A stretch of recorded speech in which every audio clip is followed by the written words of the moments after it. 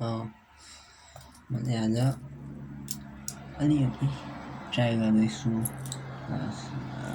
कम्प्युटरलाई पढ्न है। मेरो पहिलो क्वेसन चाहिँ के छ भन्दाखेरि what is ER diagram entity relationship ER diagram entity relationship diagram explain the advantages of the ER diagram. ER भनेको इन्टाइटी रिलेसनसिप डायग्राम है। त्यसको चाहिँ एडभान्टेजेसलाई त्यसमा नि यसमा सिस्टम डिजाइनमा चाहिँ त्यसको एडभान्टेजेस के छ त, अनि त्यो इआर डायग्राम भनेको के हो त म त्यो बुझाउन गइरहेको छु। An ER diagram entity relationship diagram is a visual representation of the data structure showing the entities and relationship between them in the database system।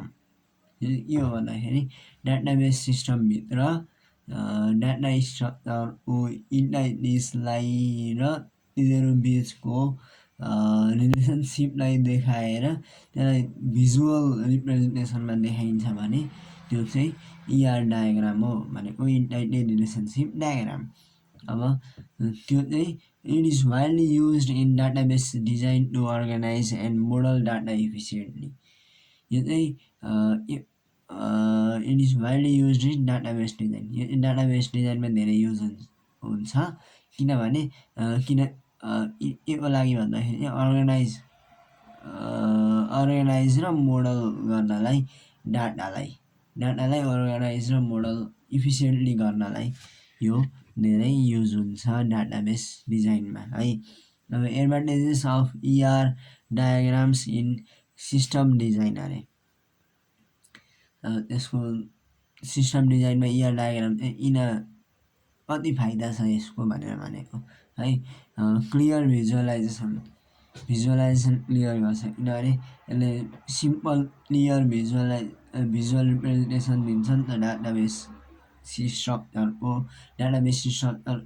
जुनले चाहिँ हामीलाई तपाईँहरूलाई डाटा चाहिँ कसरी रिलेटेड हुन्छ आपसमा भनेर त्यसलाई बुझ्नका लागि हेल्प गर्छ है। अनि इम्प्रुभ्स कम्युनिकेसन चाहिँ कसरी इम्प्रुभ गर्छ भन्दाखेरि facilitates communication between stakeholder developers and client by providing a common understanding of the database design. Database डिजाइनको कमन अन्डरस्ट्यान्डिङलाई देखाएर है दिएर भनेको नर्मल हामीले बुझ्न सकिनेलाई त यो डायग्राममा बनाएर अनि बुझाउन सकिन्छ नि त।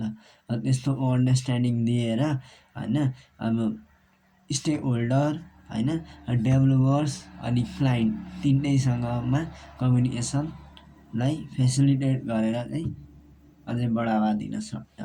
अनि इरर डिटेक्सन यो भने चाहिँ इररहरू छिटो थाहा पाइन्छ।